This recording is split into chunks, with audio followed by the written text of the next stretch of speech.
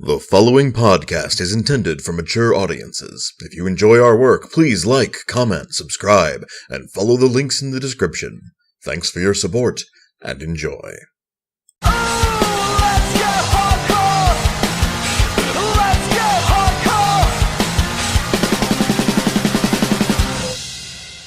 Greetings and salutations, listener. It is I, Eric J. Chucci, joined, as always, by my taller, younger brother, The Boy.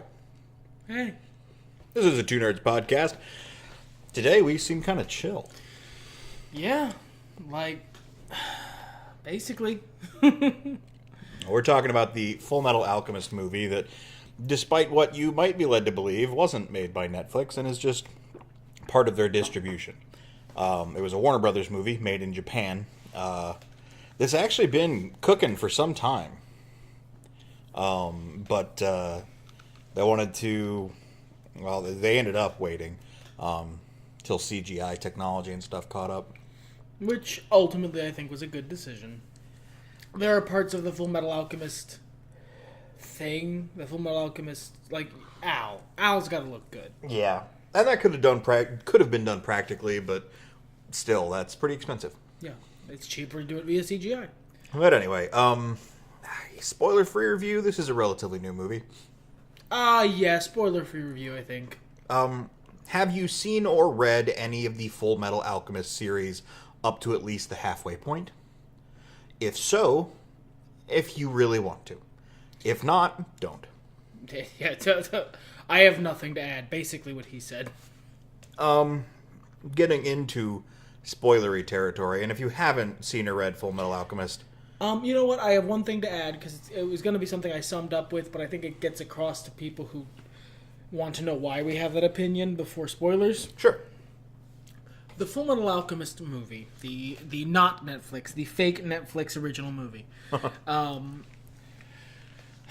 focused so much on being a good adaptation, it forgot to be a good movie. Except where it didn't. Yeah. And it didn't violently. But yeah, getting into spoiler territory, and as I was about to say, if you haven't seen or read Fullmetal Alchemist, I wouldn't keep listening to the podcast. Go ahead and give it a mute.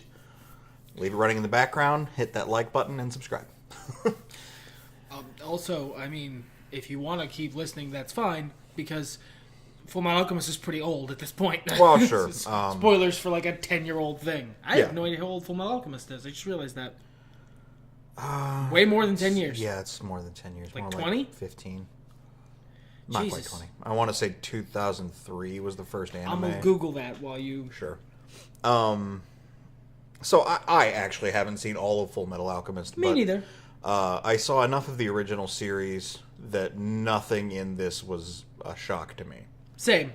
Well, no, there were shocks, but we found out later that there was a reason those were shocks.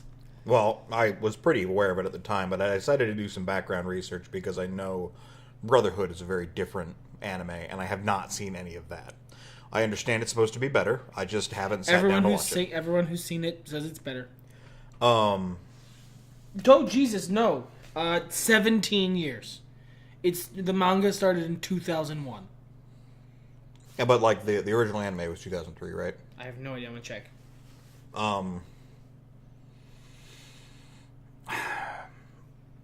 I do want to start with the positives for this film. Yes. Casting was incredible. Oh, the casting was ridiculously good. The casting for basically every main character, I would say. Some side characters. Yeah, and most of the side characters was absurdly good. They act...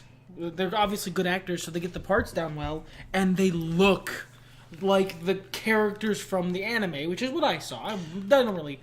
full disclosure, listener, I don't really give a fuck about the manga. They look the same. But they look like the characters from the anime just come to life. It's absurd. Especially Hughes. Yeah. And Envy. Jesus. Oh, man, Envy's hair was just... And so was Lust's, honestly. Yeah. Just spot on. Winry was a little bit of a departure. She She started closer to the Winry from the anime, but It's mostly a function of her not having much to do. Well, and she's, like, not blonde. That's true. She's not blonde. There's only so many Japanese people you can stick in unconvincing blonde wigs, my man. Yeah. God bless them. They went with blonde for Ed, and I appreciate that. But Yeah. boy, oh howdy, was that not a that was a bad wig. I think it was the best wig they could do to convey anime hair. Yeah, that's true. And honestly, the Roy and Riza were excellent casting as well. Oh, geez, yeah, you're right. But and the costuming was fantastic. The CG through most of the movie was really good. And the sets, whether they were CG or real sets or whatever, they looked... Oh, no, they were a lot of real sets. But either or, they looked really good. They did a lot of filming in Italy, and I think it really got across the look from the animated, series. You have, like, the very pan-European sort of German flair, but, like, the pan-European, really, and I like it. It really... It looks like Fullmetal Alchemist. From the casting, to the art direction, to the costuming, to the setting as you were describing it, it looks like Fullmetal Alchemist. And I'll be honest with you, about the first half of the movie isn't bad. Yeah, this movie has, colloquially, I end up referring to it as Hancock syndrome from the Will Smith movie, where the first half of a movie promises you something that the second half entirely fails to deliver on. Yeah, and it couldn't have, the way it set up those promises. It couldn't have with the way it used its time. I believe there was a point halfway through the movie where I was thinking, Jesus, the movie must be halfway over already. How are they gonna... And then you paused. Yeah, and it was we hadn't said anything. I was thinking that. I hadn't said it out loud, but then he paused of his own volition to check the time because... I went to get snacks, actually. How were they gonna... And turns out they weren't.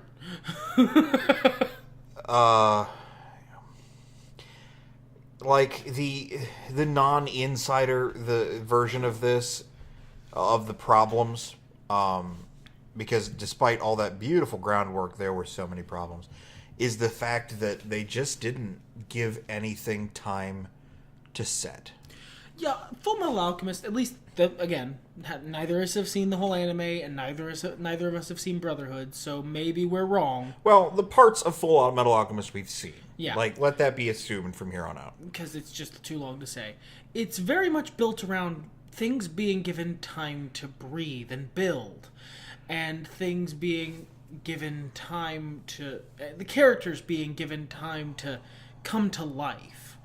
And they didn't have time for that. It's a 2-hour movie. They didn't have time. Which... Not with as much as they did, which I think is kind of absurd. Because due to the end of the film and the post-credits scene, they're kind of looking like they're angling for a second film. And if you wanted to do a second film, then... About half of your third act should have been your second film. Yeah, really. I mean, like, you should have found a different point to tie off. Give us a big fight scene against one of the fucking villains of the week. Well, and honestly, okay, so... May I? Yeah, go for it. Okay. My biggest issue, and at first I felt like I was just being a fanboy about it when I first started watching the movie, but it kept cropping up as being the big problem, is that the stuff about Scar and the Ishbal Revolution and all that shit was mentioned briefly in the film. Not even mentioned Scar, but the rest of the stuff was... The revolution was mentioned. It basically the line goes something like, bad shit's happening in Ishbal, and then they move on. Yeah. Which it sort of sets up for where the last big battle thing takes place in the former POW camp with all the mannequin homunculi. Soldiers. Yeah. But, you lose a lot of the grief and context for that big set piece with all these, former soldiers being pushed full of, Philosopher's Stones, because you don't see Scar's struggles. You don't see that half of the film that was in the anime. But basically, yeah, the problem with it is... The problem is sort of systemic and everything else. It's the same reason some of the secondary characters have problems in their portrayals. Some of the plot has problems. It all boils down to like we mentioned, to time. Yeah. Because they had to cut Scar, and because he's not in the movie, you don't see the POWs as... Sure, they're people, and them dying to create Philosopher's Stones is sad, but it doesn't hit you in the stomach like it's supposed to, because... there's been no character who's able to humanize those people, who's able to make them real to you as a viewer. So all they are is people who got turned into rocks, and then the rocks got turned into homunculus soldiers. Okay, sure, that is a moral bad, but my brainstem isn't mad, and it should be. It doesn't give you that investment. Even something as typically heart-wrenching as Tucker's daughter and dog lost a lot of its power because, like, there was no end of the episode, Ed is full of horror. It moved right into, oh, well, she's kind of okay. And, like, as still horrifying as that is, it loses a lot of the strength. You lose punch. And also because you didn't have as much time building up to it. There wasn't as much time to build up the character of Tucker and to make that reveal more because, buddy, they basically introduced him with pausing screen, Tucker, evil, secretly. Well, and that's the same thing happened to Hughes. Whereas in the anime, Hughes was like this wonderful character they built up, and you weren't really sure where it was going to go. It had enough time. He had storylines, he had threads, he had ambitions, and then he might as well cut down in his prime. He might as well have showed up in this movie and been like screen freeze. Was it Maze, Obi-Wan, Mick, Benjen, Stark, Hughes, Hughes, quotation marks, the Dumbledore. He might as well have shown up and said he had 2 weeks until retirement. I mean... 2 days. Yeah, because, like, and that's a good scene, and it's a powerful scene, but when you suck all of the emotive, basis for it out, that's what you get. They did the fight between Alphonse and Edward, and it just didn't feel earned. It was incredibly goofy. Because they hadn't earned the emotional punch, because the thing which shook Al and made that fight happened like 10 fucking minutes ago, man. Maybe a day at maximum, but still just a day. Like, it's just not... They didn't earn the emotional weight that fight is supposed to have. So instead of being like a tragic situation, it's just really goofy. Like... So much so that I think I started laughing during it. Now, big fans out there, forgive me if I'm wrong. But the problem is, if you take any of this movie apart and you show someone scenes in detail and they've seen the movie, or they've seen the anime, or they've read the manga, they'd love them. Because they render each of the scenes that they do in loving detail, but they didn't... It's... Like, it opens with the fight against Father Cornello, and that was awesome. It's fucking fan fiction. That's what's happening. I mean, like, not like one of those. One of the things that happens in fan fiction is people don't spend much time establishing character because they don't have to. You just say, this is Ginny Weasley, and then you can move on because everyone has a preconceived notion, if they're reading the fan fiction, of who that is. If you show the Elric brothers on screen to someone who's already familiar with Fullmetal Alchemist, you don't have to take the time to really build them up, because if you're already a fan of the material, you already know who they are. See, I understand where you're coming from, but I'm going to have to disagree here, because I know who they are. I know who all of these characters are. And all of the emotional beats of this film still missed for me. Right, because the story as it's going doesn't work. Right. Because you still need to earn that in the story. Like, but it's an excellent adaptation in that all of the scenes it shows you are really lovingly rendered beats. It's like a theme park version. It's a theme park version. That's not a bad way to put it. But like I feel like, you know, let me go back to what I was about to say. Because one of my tenets as a person is that you can criticize, but you ought to have something to fix it. Sometimes I'm as negative as, well, I just can't. But no, here I think this could have been fixed. Oh, quite easily. Just even the same. Yeah, the actors were amazing. The casting was amazing. Really, it's just a story problem. I would have split this into 2 films. I would have worried a hell of a lot less about the door. It's cool, don't get me wrong, but when you chase Al's big speech about... You gotta have it, but I wouldn't... I'd have it maybe one time, as a part of that dream sequence. Sure, or... But then don't go back, for this movie. For this movie, sure, that's fine. But it also kind of cuts things underneath, because Al has this big speech about how alchemy isn't magic, it's science, and then, like... Next scene, if not the one after, Ed is having a dream about being in front of this huge magic door with the fucking Kabbalah on it. Well, that's kind of the point of in the anime, at the very least, is that alchemy is approached like a science. Sure. But it's fucking not. Well, but like, again, in the anime, these concepts have time to breathe. You know, the same way as fucking anything else we've mentioned. And I respect the love for the door, I do, but I watched a lot of that anime. Like, up until I lost access to cable, I watched that show at least once a night. Sometimes twice, because it was on Adult Swim. I don't remember the door. And it was in the original anime. It was just, it wasn't central. Like, they kind of made it in this plot. Yeah. Like I said, put it in the dream sequence.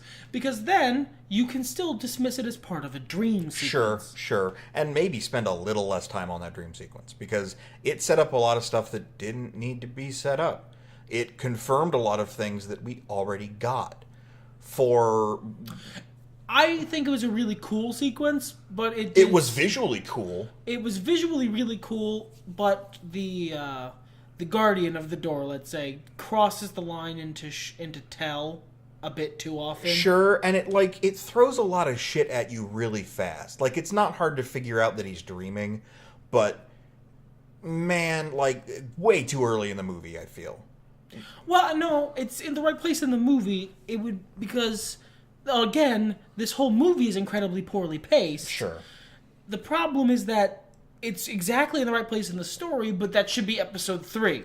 Well, but you know what? Honestly, I also wouldn't mind setting it later, because it could have gone in the place of the conversation that Winry and Ed have on the train. That it's basically back and forth. Gosh, I sure do really like Al. Yes, I know. You've mentioned that you really like Al. And I do. He's my favorite. Which they put in the movie to pay off the end of the brother fight.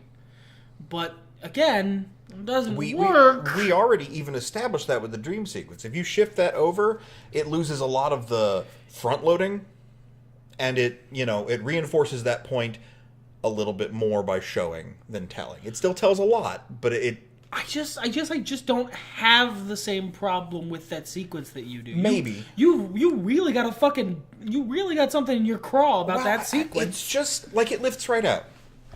Like, I mean, it doesn't because they pay it off at the end, but like with other changes to the film that are almost necessary if you want it to be a good movie. That and still adhere properly to the source material, it lifts right out. It's like when we watch superhero movies and there's like weird, crazy magic shit that they're just like, we're not going to talk about this right now. And that's a good choice because we don't have to listen to it and it doesn't bog things down. But it's one of the central parts of the series lore, you have to touch on it early, because otherwise if you don't touch on it till like second movie, you can't ever touch on it. It seems like it's coming way the fuck out of left field. So, but like I said, if you replace the train scene with a slightly curtailed version of that dream, like, it's even possible for him to have it then, because that's after they've been to Tucker's and, you know, Al is being hypnotized maybe, and he's concerned for his brother. Literally just have Ed asleep on the train. Sure. Could do the exact thing. And don't have Winry there, because that is approximately the point in the story where Winry becomes set dressing. Yeah, because she stops being the fun, active character that we all love Winry for. And becomes a lady who stares at things and cries. And makes expressions. Which the actress does very well. She does, but she also did Winry very well, and I'd rather have that character, thank you. Sure. That character's supposed to be vivacious, and she's supposed to be, like, dynamic. And she is when she first shows up. Yeah, it's a lot of promise. And then they just... she ends up as set dressing for the rest of it, and it really fucking bothers me. They do kind of the same thing to Roy and Riza. Not as bad to Roy. But Roy is kind of a... Roy has a payoff at the end of the movie that if you're changing the end of the movie, he's not going to have. So I feel like he would come across very restricted and dull by comparison, so you'd have to give him something. Mysterious. Roy needs to be mysterious. Because for a long time, he's this odd, slightly untrustworthy authority figure. And whereas, you know, Ed certainly tells us this in the movie, in the anime, we get that sense that he's doing some weird stuff. Like, there's a large portion of the anime where Colonel Mustang is awesome, but also maybe sketchy. Yeah. And, look, not for nothing, I get that, like, the emotion... Like, I love the characters of this series. I love the emotional story beats. I could have done with, like, 1 or 2 more alchemy fights. Oh, yeah. And, like, the fact that Ed gets his ass handed to him constantly. Like, he doesn't really win any fight except the first one. And even that is after, like, a series of dick kickings. 9 times out of 10, Al comes in and saves the day. And that's a great moment for Al, but, like, it really... Ed needs to be the guy who does that most of the time for those moments to be great moments for Al, and instead of Al is the secret protagonist of this. And, like, even in the third act, when he's fighting the homunculus soldiers, he gets his ass kicked the whole time. It's Al who beats the homunculus soldiers and the actual homunculi. And the homunculi and the soldiers and and it's everyone but Ed. Ed is reduced, honestly, to just about 2 steps above Winry for most of the third act. And again, I don't feel like you understand who Edward Elric is, and it's the part of the movie where he says, where you mentioned, like, it's a really good adaptation until it's not. Yeah. And it's the third act that's not. Because they just start pulling shit out of left field and cramming bits of storylines into this horrible Frankenstein that doesn't pay off. And, like, losing the thread of most of the characters, and, like, it's about the brother fight, maybe a little before, when shit just starts going right off the rails, and it becomes not even a good adaptation. Right. And even though there might be some scenes that look similar, it's just not... It doesn't build up enough stuff. But as I was saying, split it into 2 films, lift some stuff out. Because you could fix that whole third act problem if you made it the majority of the second movie.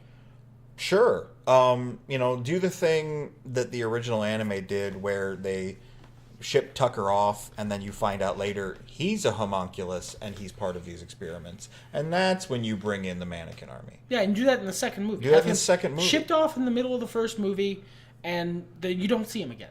With that extra space, bring in the Scar stuff. Not all of it, obviously, but you need to create that secondary, that contrasting story to show what other people who aren't, sanctioned alchemists are going through. What other fights are. It also gives you that great payoff for Nina. That was her name, right? Mm-hmm. And, like, him putting her out of her misery, and it could give Scar that putting Tucker down as well. Like, removing that takes so much out of the anime. And sometimes I thought some of the Ishbal stuff was dry when I watched the anime. But, Fullmetal Alchemist in general is kind of dry. it's known for some great action sequences, and it's got some funny quips and stuff, but like there's a lot of political and historical, wartime shit. If you wanted to do the same thing, if you wanted to, I was trying to think of what you could do for the third act if you didn't want to do the Ishval stuff, or if you wanted to include that as a part of the Tucker thing, and then and use that as like a secondary thread, because you need a big fight, and it's way too early in the story for the fight with Scar. Sure, no, I agree. Use the Slicer brothers. Oh yeah, that'd be good. Because that allows you to, like, the fight with them allows you to really easily get into the brother fight, because that gives Al the necessary context for his sort of existential issue. That was honestly one of my favorite episodes that I saw. I just thought that was really just well done. And they're from Laboratory 5, so you could set that up, and like that's a really good fight. And it introduces something new about alchemy. Like, you introduce the rules in the beginning of the story, you change the rules near the end. With second step alchemy and blowing shit up, it introduces something new, which ups the stakes for the third act and gives you a big climactic final fight scene where Ed gets to be cool and kick people's asses. And then you can set up, and honestly, I might end the movie with the brother fight. Sure. Like have the big climactic fight scene there, and then the brother fight comes really shortly after that, and then the movie ends with their reconciliation, and then you move into movie 2. I think it would be, a hell of a lot more likely to get a sequel, because this movie has been out since December 1st in Japan. We got no word of a sequel. This movie's been out for a couple of weeks on Netflix in America, 19th of February, so almost a month now. No word of a sequel. Literally a month now. Literally a month as of us recording this. So like that's. I think if it were more well paced, if it were paradoxically less concerned with being a good adaptation, and more concerned with being a good movie, and more concerned with being a good adaptation. Right? Yeah. I just feel like they missed the spirit of what Fullmetal Alchemist is. If it were less bogged down in getting the details right, and more concerned with getting the spirit right, I feel like it would have done a much better job. And that bridges in nicely to the other thing I wanted to mention. Something that's not concerned about the details, but got the spirit right. You hear, I've seen a couple things online, and it's a good contrast since they're both Netflix projects, so quote unquote.